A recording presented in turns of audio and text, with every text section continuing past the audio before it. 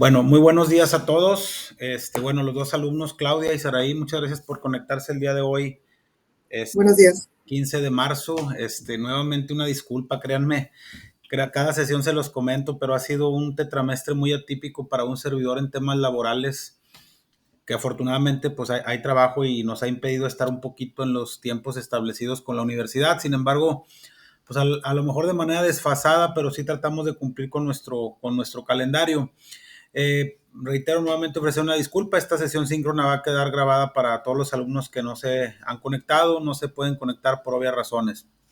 Miren, antes de iniciar con la explicación del tema de hoy, comentarles por ahí ya quedaron evaluadas todas las tareas de lo que viene siendo la unidad número 1 y la unidad número 2. Por ahí muchos de ustedes ya presentaron lo que viene siendo su examen parcial y a partir de esta semana vamos a iniciar con la exposición de la unidad número 3. Haciendo un poquito de recapitulación, si recuerdan, en la unidad número 1 hablábamos de lo que era el contexto económico mundial, el cómo se llevan a cabo las operaciones entre países que por ahí tienen lazos comerciales, o inclusive cómo la globalización ha ido haciendo que el comercio tenga un poquito más de pues sí, de extensión a nivel mundial. En la unidad número 2 hablamos de lo que viene siendo la empresa internacional o empresas transnacionales que le conocemos, o multinacional, y cómo también esa globalización ha hecho que esas empresas busquen unas mejores políticas de comercio, que sean más competitivas, que tengan a su vez por ahí que tomar en cuenta algunos factores tanto geográficos, climáticos, de mano de obra, de cultura, de migración, etcétera, para llevar a cabo sus operaciones. Obviamente esto lo hacen a través de diferentes estudios que hacen en lo que viene siendo de donde van a ir a invertir a través de valga la redundancia, de la inversión extranjera directa. Y el día de hoy nos vamos a enfocar un poquito a lo que viene siendo la parte de lo que viene siendo la negociación. Obviamente vamos a mencionar algunas de los cuotas, aranceles, y cómo hay diferencia entre unos y otros, y cómo cada gobierno protege de manera local a lo que viene siendo el comercio nacional. En clases pasadas hemos mencionado por ahí que tenemos un caso muy particular con Estados Unidos, que inclusive ya dieron una prórroga para lo que vienen siendo los aranceles que querían en un momento dado impactar a los productos que ingresaran a Estados Unidos. Vamos a empezar mencionando lo que es un arancel. Un arancel no es otra cosa más que un impuesto que cobran los gobiernos a las mercancías que se importan de otros países. Obviamente hay gobiernos que tienen mucho más poder económico, que tienen un contexto económico mucho más global, y cada uno dicta sus políticas. Cuando hemos mencionado el ejemplo que tenemos aquí con el país vecino, mencionamos que independientemente de que estén para muchos países ya aplicando los aranceles, se tiene que hacer una evaluación económica de manera muy global y muy integral, de manera que esos aranceles no impacten directamente en el consumidor, en el usuario final de esos productos que se importan al país, como en el caso de los vehículos, en el caso de algunos alimentos, etcétera. Entonces, un arancel no es otra cosa más que un impuesto que cobra un gobierno para proteger a su producción nacional. ¿Qué quiere decir? Si yo tengo en mi país alguien que me produce determinado bien o artículo de consumo nacional, y obviamente tiene un precio, no sé, de 1,000 pesos, por poner un ejemplo, pero luego viene un competidor extranjero, y lo vemos con China, que China donde quiera tiene inversiones, y me produce o me fabrica o hace o es un bien de consumo que me sale mucho más barato que los productores nacionales, llámese agrícolas, llámese de transformación, llámese de comercio, etcétera, como le quieran llamar. ¿Qué es lo que hace el gobierno para proteger esa economía? Recordando que tenemos una balanza comercial que nos dice que para que una economía esté sana desde el punto de vista económico, en teoría debemos de tener más exportaciones que importaciones. Entonces, ¿qué es lo que dice el gobierno? Yo protejo a esa economía grabándoles un impuesto adicional, que son los famosos aranceles. Reitero, es una forma de proteger esa economía local.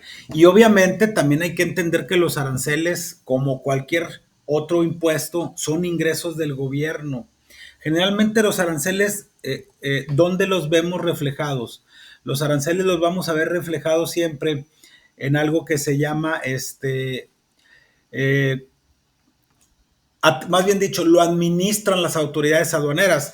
Cuando, por ejemplo, vamos a hacer una importación de un país aquí a México, de una maquinaria que vamos a hacer, ¿cómo se llama? De un artículo determinado. Y ustedes que van para la licenciatura en gestión, en logística y en, licenciatura en logística, aduana y comercio, eso se cobra a través del impuesto general de importación. Creo que en una clase también ya lo habíamos mencionado.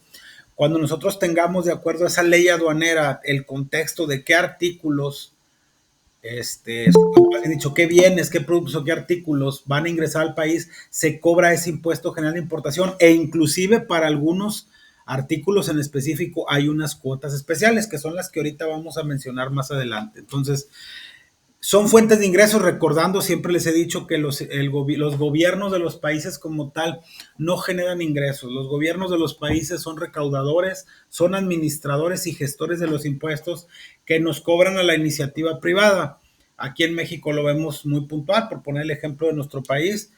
Pues ¿quién regula los impuestos? Pues lo regula la Secretaría de Hacienda y Crédito Público a través del SAT, y el SAT a través de las diferentes dependencias regula esos impuestos, los administra en teoría para el uso de los diferentes conceptos sociales como educación, etcétera, etcétera, etcétera. Entonces, eso es un arancel, ¿ok?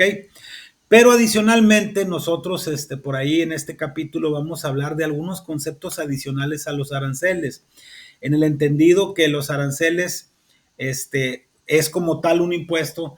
También existen otras barreras no arancelarias que le conocemos, que no es otra cosa más que, ahorita reitero, no vamos a ver toda la literatura hoy, tenemos todavía 2 clases pendientes, pero sí mencionar que existen algunas barreras que no son consideradas aranceles, pero desde mi óptica sí es un arancel. Ahorita vamos a mencionar algún ejemplo de ellas. Generalmente se les denomina con el nombre de cuotas. Esas cuotas, para obtenerlas tienes que pagar una licencia. Entonces, son barreras no denominadas arancelarias, pero sí son aranceles desde un punto de vista recaudatorio, si lo queremos ver así. Entonces, esas barreras arancelarias, ¿cuáles son? Vamos a mencionar algunas de manera muy puntual. Tenemos las siguientes.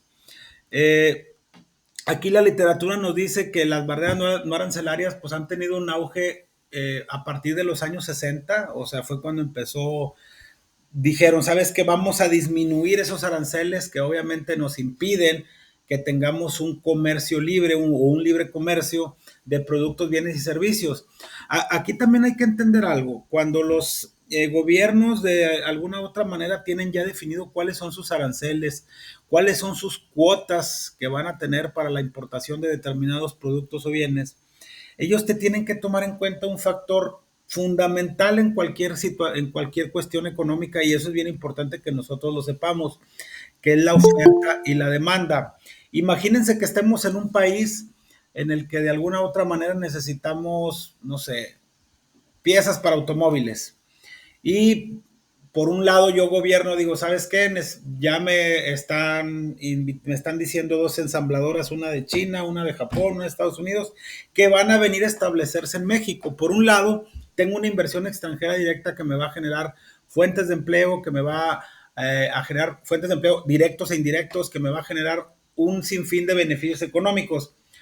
Pero por otro lado, pues esas ensambladoras dicen, ¿sabes qué? Nomás que probablemente yo te voy a ensamblar el vehículo aquí, pero la mayoría de esos vehículos a lo mejor requieren ciertas partes, ciertas refacciones o ciertos accesorios que los tenemos que importar de otro país. ¿Por qué? Porque a lo mejor la misma planta no los fabrica, o porque el análisis de dichas plantas fue mucho mejor que un tercero fabricar esos productos que forman parte del bien que se va a ensamblar en el país. Obviamente cumpliendo las características económicas, las características de calidad, que obviamente no vayan a mermar la calidad del producto que se va a ensamblar. Entonces, ¿qué es lo que pasa y qué es lo que dice el gobierno? Oye, ¿sabes qué? Pues sí, me voy a traer esa ensambladora, pero por otro lado, tengo un arancel para ese tipo de productos, suponiendo que fuera el acero, etcétera, etcétera. Entonces, ¿qué es lo que tiene que hacer el gobierno? Un análisis muy estructural, muy analítico, para decir si en un momento dado va a tener una exención de ese arancel, porque por un lado, imagínense que le diga el gobierno, sabes que nomás que yo para traerte esa mercancía aquí, pues yo voy a cobrar un arancel, y ese valor o ese impuesto, pues ya haga de cuenta que aparte de la inversión le estoy cobrando un impuesto adicional. Entonces, por eso es que se hace ese tipo de análisis para no ver perjudicada la inversión extranjera directa, ¿ok? Entonces, ¿y por qué les digo esto? Porque vamos a suponer, somos el país que requiere ensamblar. ¿Qué es lo que yo demando? Voy a poner un ejemplo muy sencillo, no sé, cabezas de motor, asientos y faros de vehículos, poniendo el ejemplo de la industria automotriz. Yo estoy necesitando, yo tengo una oferta, yo tengo una demanda de ese bien o de ese producto. ¿Quién me lo está ofertando? Pues Japón, China, Tailandia, Brasil, quien ustedes me digan. Ah, nada más que con ellos yo tengo políticas arancelarias, tengo políticas de gobierno, inclusive puedo tener hasta conflictos políticos. Y yo le voy a decir a mi inversión extranjera directa, ¿sabes qué? Nada más que el proveedor de allá de Tanzania, donde que ustedes digan, no puede ingresar esos productos al país porque tenemos un tema arancelario con ellos. Entonces, por eso antes de firmar cierto tipo de convenios de inversión extranjera directa, se hace un análisis estructural de todos y cada una de las aristas que van a impactar directamente en esa inversión extranjera. No nada más es decir, ¿sabes qué? Ya se va a venir a establecer dicha compañía que va a fabricar cerveza, dicha compañía que va a elaborar vehículos automotrices, etcétera, etcétera. Entonces, es bien importante el tema de la oferta y la demanda y sobre todo qué tipo de comercio tenemos con los países que en un momento vayan a requerir algún insumo, algún producto o un bien para poder llevar a cabo la operación que van a establecer en el país. ¿Ok? Eso también es bien importante tenerlo dentro del radar. Obviamente, reitero, el arancel como tal es un impuesto, pero también las barreras arancelarias como tal agrupan un sinfín de medidas, un sinfín ¿cómo se llama?, de acciones que se tienen que llevar a cabo. Algunas son con importancia, algunas son sin importancia. Por ejemplo, si yo voy a mandar de Brasil a Estados Unidos café, por poner un ejemplo, pues a lo mejor Estados Unidos, que es el que va a importar ese café, dice, probablemente no te voy a cobrar un arancel como tal, pero sí te voy a pedir que el café que me mandes venga con cierto etiquetado, que traiga en cierto gramaje y que pues tenga cierto empaque para que no sea, para que yo lo pueda revisar en mi aduana. Esa es una barrera no arancelaria. ¿Por qué? Porque no estoy cobrando un impuesto por la importación o por, sí, más bien dicho, por la importación o por la exportación que está haciendo Brasil para importarlo yo a Estados Unidos o a México, que ustedes quieran. Ahí es una barrera arancelaria que no importa, no afecta mucho. Sin embargo, hay otras que sí afectan. Puede ser, por ejemplo, las restricciones de decir, ¿sabes qué? Yo tengo no sé, un productor local de café, que estamos de acuerdo que en Estados Unidos es muy difícil que se produzca el café, pero aquí en México, que tenemos una cierta área selvática como la parte de Chiapas, Veracruz, que son productores natos de café por sus condiciones climáticas, yo México le puedo decir a Brasil, ¿sabes qué? Aparte de la barrera arancelaria que es el etiquetado y el empaque y el gramaje, también te voy a pedir que no me vayas a mandar más de cierta cantidad de toneladas, por poner un ejemplo al año. Ahí ya estamos poniendo una barrera arancelaria. ¿Por qué? Que tiene importancia. ¿Por qué? Porque a lo mejor si yo mi demanda de café al año es de 30,000 toneladas, por poner un ejemplo, y yo produzco 20,000, yo nada más requiero importar 10,000. Entonces, no te voy a cobrar un impuesto, pero sí necesito que me cumplas con estas características del envasado, el etiquetado y que aparte no te pases de 10,000 toneladas al año. Son una forma de llevar a cabo el comercio que son barreras, pero que no necesariamente son onerosas desde el punto de vista arancel. ¿Ok? Recordando que toda la parte de libre comercio, de hecho, solo en los países que no tienen este tipo de el sistema de gobierno del capitalismo, pues llevan a cabo este tipo de proceso. Hay que recordar que todas nuestras operaciones son en base a la oferta y la demanda. Ustedes vean, por ejemplo, y a lo mejor lo pongo ejemplos muy sencillos para captarlo así de manera muy genérica. Ustedes vean, por ejemplo, en las estacionalidades que tenemos en cada año. Por ejemplo, si se fijan, ahorita estamos en el mes de marzo. Viene, no sé, véanlo ahora en el Día del Amor y la Amistad, por poner un ejemplo. El mero día o 2 días antes del Día del Amor y la Amistad, los precios de las flores se incrementan de manera exorbitante. ¿Por qué?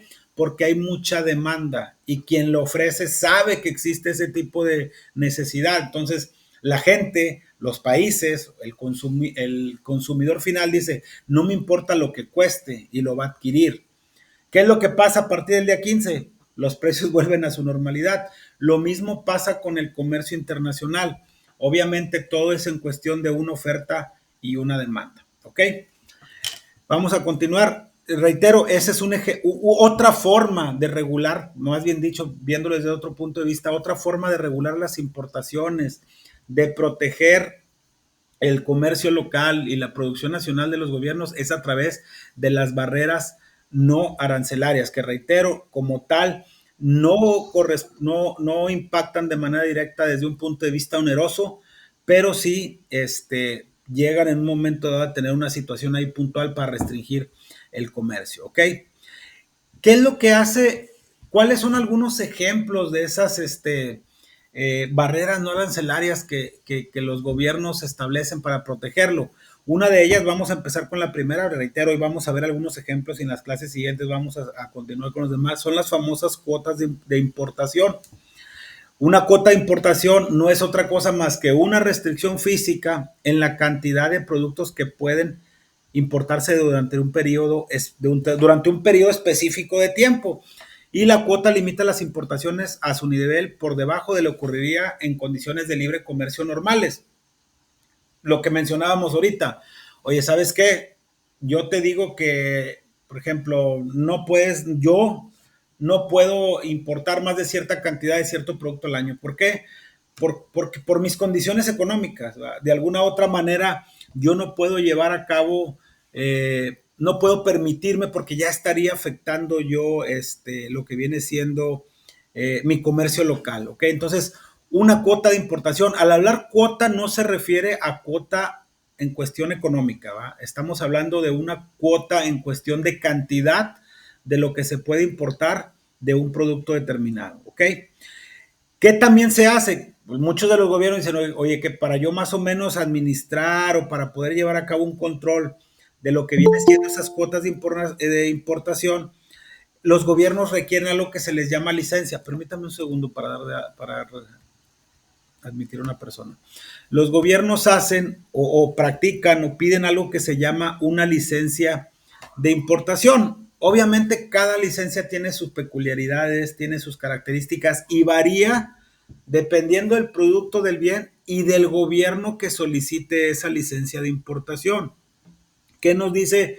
Que cada licencia de importación especifica el volumen de importaciones permitidas o que pueden llevar a cabo. ¿Qué es lo que nos provoca estas licencias? Que yo como importador pues tenga que llevar a cabo una serie de papeleos, una serie de trámites que tengamos que hacer eh, para poder llevar a cabo esa importación. Yo voy con el gobierno y le digo, ¿sabes qué?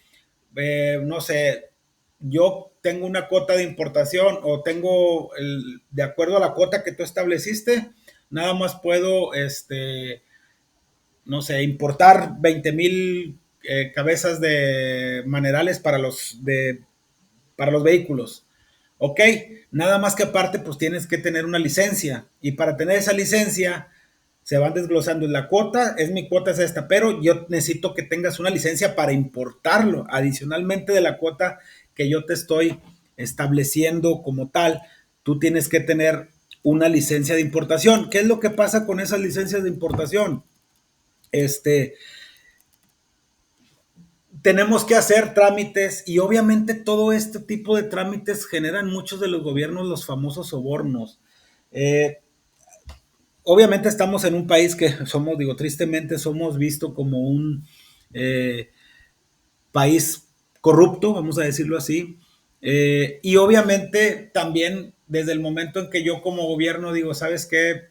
Tengo yo mis importadores favoritos, pues ya existe el tema ahí del soborno, ¿no? Entonces, es una manera de controlarlo, sí, pero también puede dar pie o puede dar objeto a que exista un soborno por parte del gobierno para otorgar dichas licencias de importación.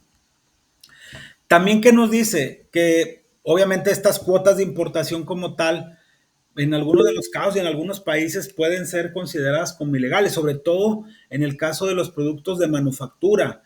En su tiempo, no sé, ahorita en la actualidad voy a revisar el dato, estuvieron prohibidas, estuvieron decretadas como ilegales por parte de lo que viene siendo la Organización Mundial del Comercio, así como existen organizaciones no gubernamentales o de salud, también existe la Organización Mundial del Comercio. ¿Ok? Eso es en cuanto a las cuotas de importación. Hay otras maneras también, no me quiero meter en tanto tema de lo que vienen siendo las cuotas, pero también tenemos que otra manera de aplicar las limitaciones es a través de una cuota global. Como su nombre lo dice, pues esas cuotas las tenemos que aplicar una cuota determinada o global a un determinado producto o a un determinado artículo. ¿Qué efectos tienen estas barreras no arancelarias en el bienestar de los países, tanto que importan como que exportan? Para no meternos en gráficas, vamos a hacerlo de una manera, explicarlo de una manera muy sencilla. Y lo resumíamos al principio. Los gobiernos cuando en un momento dado definen cuál van a ser sus políticas de importación o cuál va a ser su política de comercio a través de sus leyes aduaneras, porque cada gobierno tiene sus respectivas leyes aduaneras, ellos van a definir claramente qué sí y qué no va a entrar al país a través de aranceles, a través de barreras no arancelarias como las cuotas de importación, pero tienen que tomar en cuenta el efecto que va a tener en el bienestar de la economía dichas barreras no arancelarias o dichos aranceles. ¿Qué es lo que se sugiere? Volver a lo que les decía hace ratito, volver a hacer un análisis correcto, sobre todo imagínense países que son emergentes o países que antes se le conocía como subdesarrollados o en vías de desarrollo. Un país centroamericano, un país donde la pobreza extrema es parte fundamental de su economía o que es una característica de su economía, pues a lo mejor esos países ni siquiera van a tomar en cuenta considerar un arancel. Lo que quieren es que vaya inversión a ese país para que se puedan desarrollar empleos y de alguna otra manera pues beneficia a la economía local. Ya lo mencionábamos en anteriores clases, que inclusive mucha gente que migra a esos países o gente que va a invertir en esos países tiene que tomar en cuenta todos los factores internos de ese país. No nada más es la condición de la producción, sino también la condición de seguridad, las condiciones impositivas que tenga cada país, etcétera. Entonces, ¿a qué refiero con esto? Que cada que se haga o cada que se vaya a imponer una nueva cuota, sobre todo, si se fijan, no estamos hablando ahorita de cuestiones onerosas, no estamos hablando de un arancel como tal. Una cuota o una barrera no arancelaria es una restricción en diferentes ángulos. Puede ser una restricción en cantidad, una restricción en calidad o en tipo de producto. No estamos hablando, pero sí puede dar pie al soborno. Entonces, ese análisis que tiene que hacer los gobiernos tiene que ir muy enfocado en si realmente son benéficos para la economía o no lo son. Vuelvo a lo mismo, estamos hablando de temas ya un poquito más elevados en cuestión de análisis, que aquí no los vamos a ver en esta clase, pero sí lo tuvieran que analizar, sobre todo en temas ya de Producto Interno Bruto, en temas de análisis de indicadores económicos que van a impactar de manera directa a la economía del país importador. Hasta ahorita alguna duda, algún comentario de lo que hemos estado viendo, por favor, antes de un ratito más terminar la clase, por favor, si alguien tiene una duda, con toda confianza, háganmelo saber.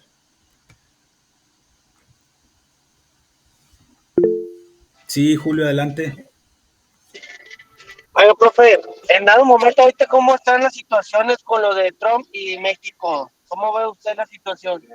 ¿Afecta mucho lo que son las relaciones políticas en los aranceles y en el comercio? ¿Usted qué opina? Mira, realmente yo no, si lo vemos desde un punto de vista económico, lo hemos visto en tres aristas principales. Uno, yo creo que ellos no son lo suficientemente listos, los americanos, no creo que no tengan previsto una situación de ese nivel o de esa magnitud. Tan es así que yo considero en mi óptica que eso de los aranceles va a ser como que un mejoralito. Te doy una prueba de un mes, te doy una prueba de un mes, te doy una prueba de un mes. De alguna otra manera somos totalmente interdependientes entre los países, sobre todo en el famoso TEMEC, ¿va? Que antes era el TLC, ¿va? Y de alguna otra manera ya lo estamos viviendo desde un punto de vista, a lo mejor lo han visto en redes sociales, me tocó ir hace poquito a Estados Unidos. En temas económicos, yo creo que va a haber un momento en que van a tener que darle un poquito de reversa. Es ilógico que aunque Estados Unidos sea un país autosuficiente, no dependa de los demás para llevar a cabo el motor de su economía. Desde el punto de vista económico, yo creo que va a llegar un momento en que van a tener que frenar dichos aranceles o inclusive disminuirlos. ¿Y por qué no quitarlos? ¿Por qué? Porque así como les decía ahorita que los gobiernos hacen unos análisis, no creo que no los tengan medidos. En la otra parte, que es la parte humana, que es la parte de migración, digo, parece que no.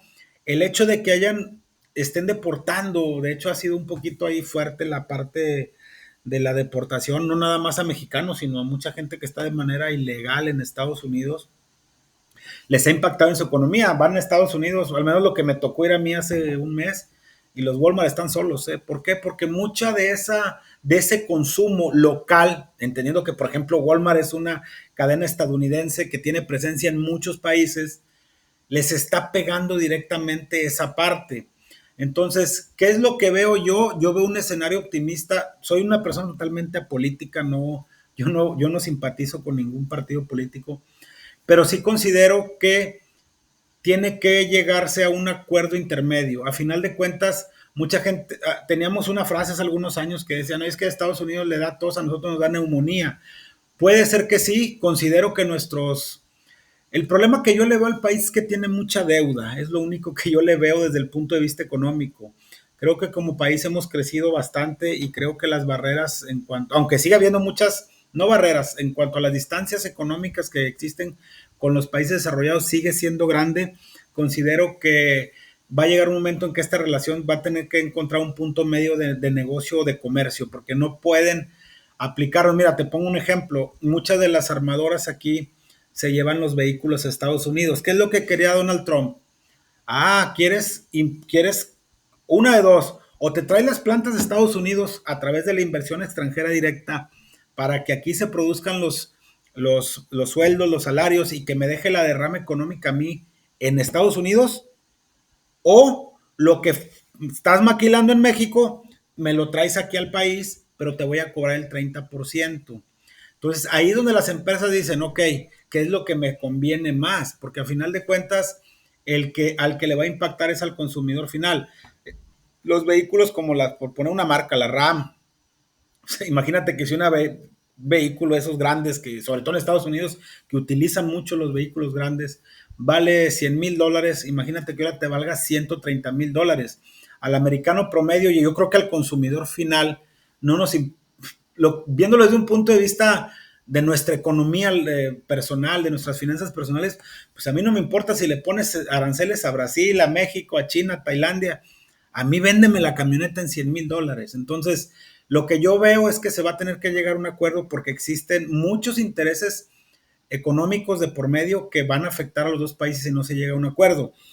Obviamente yo también esto lo veo con un tinte político. Cuando un presidente cuando es candidato promete muchas cosas, él ya es su segunda gestión en Estados Unidos y pues obviamente tiene que hacer cosas para que la gente que votó por él, pues le siga dando el voto de confianza. Obviamente eso genera, ya hablando de otros temas, muchos temas de racismo, muchos temas de deportaciones, etcétera. Pero las ironías de la vida, y se los comparto de manera muy, muy puntual y así como una cultura general.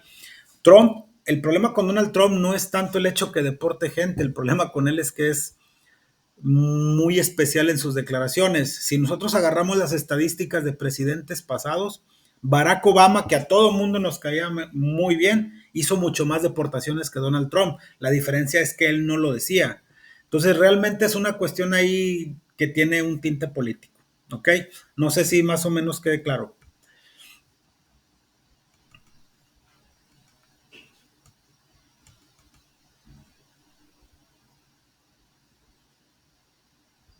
¿Algún comentario? ¿Alguna duda respecto ya para avanzar y terminar la clase?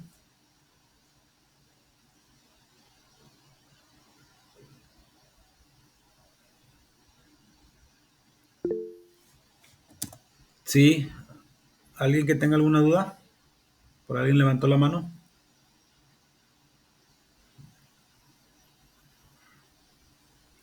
¿No? Todo bien, profe. Ok. Vamos a mencionar ahora lo que vienen siendo las cuotas arancelarias.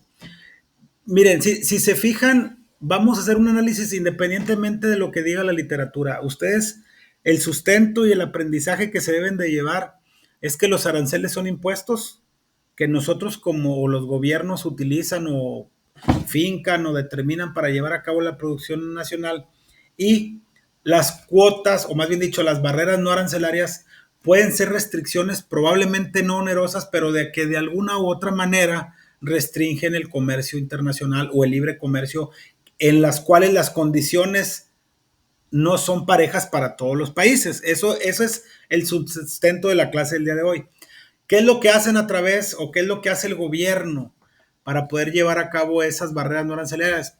Determina cuotas, establece cuotas, algunas licencias, pero siempre tiene que tomar en cuenta lo que viene siendo el impacto de dichas barreras no arancelarias sobre el bienestar económico del país. Existen diferentes cuotas, cuotas globales, cuotas de importación, licencias, etcétera, etcétera, etcétera. Y también existe algo que se le llama cuota arancelaria. Ahí la literatura habla de dos niveles. Si lo quieren ver así, tanto el arancel como como la cuota son restricciones. Nada más que una la pagas y la otra no la pagas. Y la primera únicamente va con un efecto de recaudación, viendo obviamente la protección de la producción nacional. Y la segunda yo lo veo más desde un punto de vista ya más político y hasta cierto punto de control, ¿ok? Porque hay que reconocer también, así como en México, que tenemos nuestra fuente principal para llevar a cabo los diferentes programas sociales son los impuestos, también tenemos aprovechamientos, productos, por ejemplo, cuando pagamos un pasaporte, pues estamos pagando un derecho, producto, aprovechamiento por la expedición de un pasaporte. Es una recaudación a final de cuentas. Y también existe algo que se conoce como cuota arancelaria, que es un arancel a dos niveles. ¿Y por qué se utiliza o para qué se emplea esta cuota arancelaria? El gobierno, como todos, impone restricciones en las importaciones como acero, por ahí nos pone el ejemplo de acero, escobas, ganado, pescado, etcétera, etcétera. Y como su nombre sugiere, una cuota muestra características tipo arancel y tipo cuota, es decir, que tiene de las dos. Este instrumento permite un número específico de productos, que un número específico de productos sean importados a un arancel, mientras que cualquier importación por encima de este nivel paga un arancel. Un ejemplo, yo voy a decir, ¿sabes qué? Yo no tengo aranceles para la importación de carteras. Va a poner un ejemplo muy sencillo. Pero quiero también regular ese control o ese ingreso de carteras al país o de X producto. ¿Qué es lo que hago yo como gobierno? Te pongo una cuota arancelaria. ¿Sabes qué? A partir de 30,000 carteras, no me vas a, no me, es una barrera. Yo no te voy a cobrar por esas. Te restringo hasta 30,000 carteras en la importación o el ingreso al país de manera legal a través de las diferentes trámites aduaneros que se tengan que hacer de acuerdo a la regulación de México, del país que corresponda. Pero, pues probablemente yo no voy a tener esa producción de carteras porque la piel, los productores, etcétera, no la tengo. A partir de la cartera 30,001, de la primera cartera arriba de los 30,000, ya te voy a cobrar una cuota arancelaria. Es decir, sí te voy a cobrar un arancel. Entonces, si se fijan, esta cuota arancelaria lo único que tiene es decir, te restringo un determinado número de bienes de ingreso, es una barrera no arancelaria, pero también es un arancel, porque de alguna u otra manera te estoy diciendo que a partir de cierto porcentaje de carteras, pues me vas a tener que pagar un arancel de acuerdo a los estatutos de aduana o de tipo de producto que se trate. Aquí en México, la forma en la que ingresan de manera, tanto que ingresan como que salen, pero sobre todo que ingresan, es a través de las aduanas o de la regula la Ley General de Aduanas a través de la Secretaría de Hacienda y Crédito Público. Son los que regulan de manera correcta qué artículos inclusive existen. Ustedes lo van a ver ahí más adelante en el tema legal. qué porcentajes son los que se pagan a esos impuestos para llevar a cabo la importación. Entonces, a eso se refiere la cuota arancelaria. ¿Ok? ¿Alguna duda, algún comentario de este punto?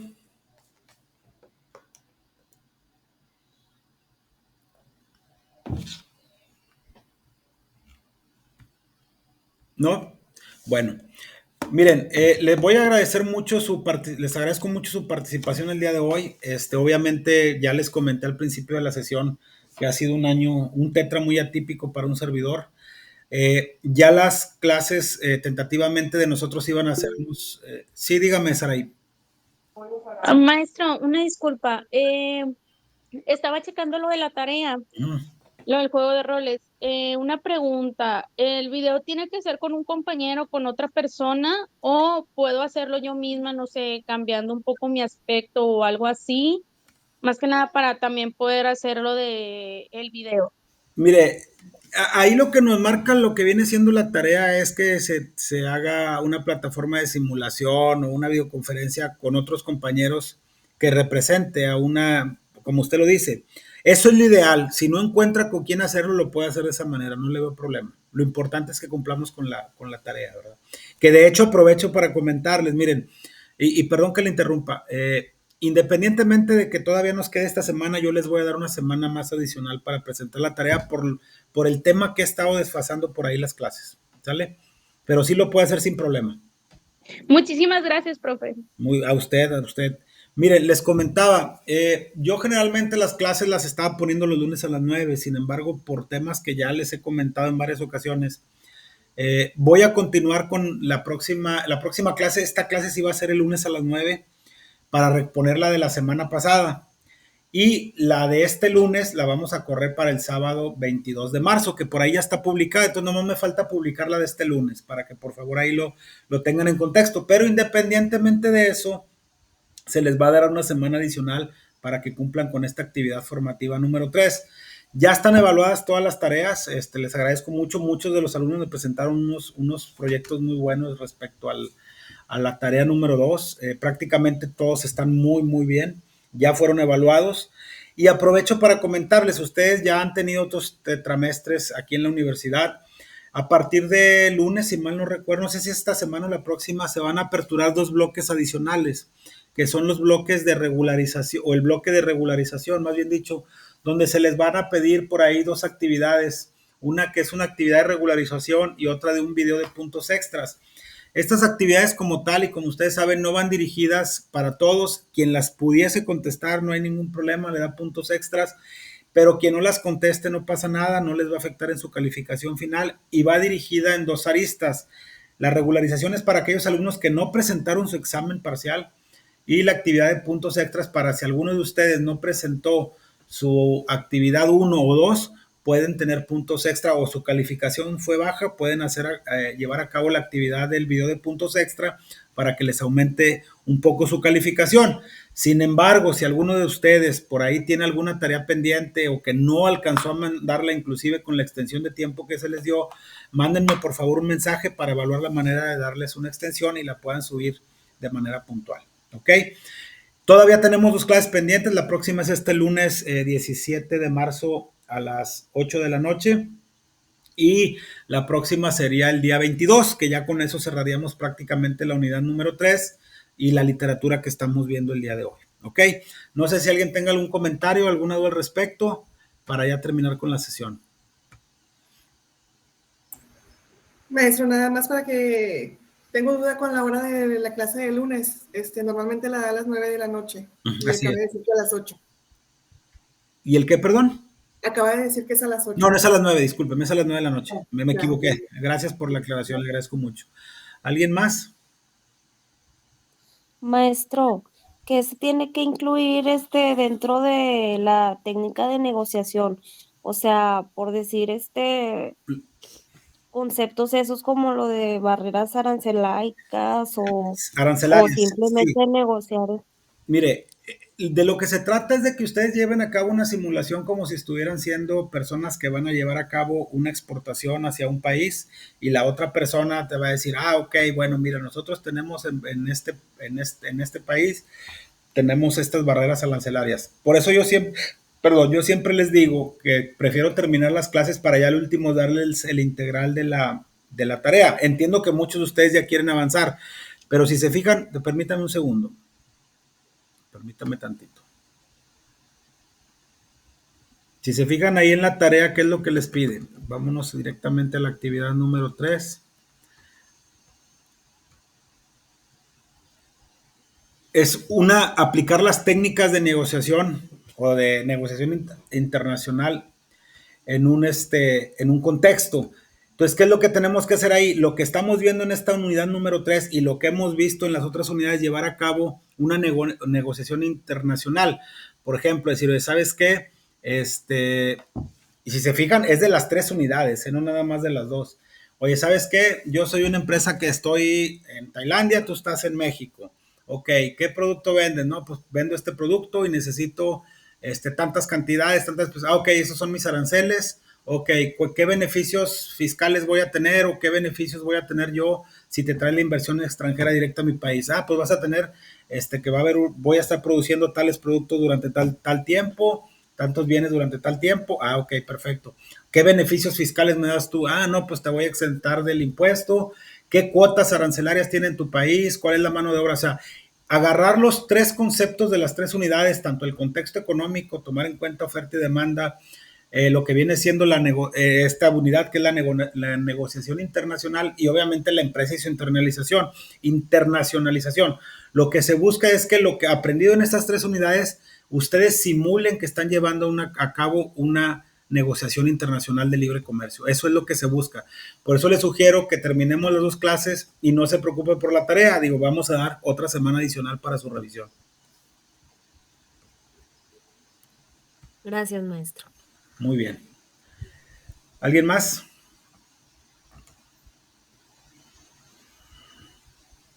Bueno, si ya no tenemos ninguna duda, ningún comentario, les agradezco mucho su participación a esta clase del día de hoy, 15 de marzo, perdón.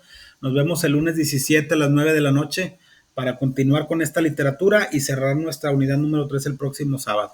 Les agradezco mucho, les ofrezco nuevamente una disculpa y esperemos estar viéndonos por ahí el lunes en la noche. Adelante, Carla, por favor. No, maestro, fue por error, gracias. Gracias, saludos a todos, que estén muy bien y reitero, esta sesión va a ser grabada para aquellos alumnos que no se pudieron conectar. Que tengan un buen fin de semana. Saludos. Gracias, profe. Gracias. Gracias, profe. Gracias, Excelente fin de maestro. semana. Igual, saludos a todos.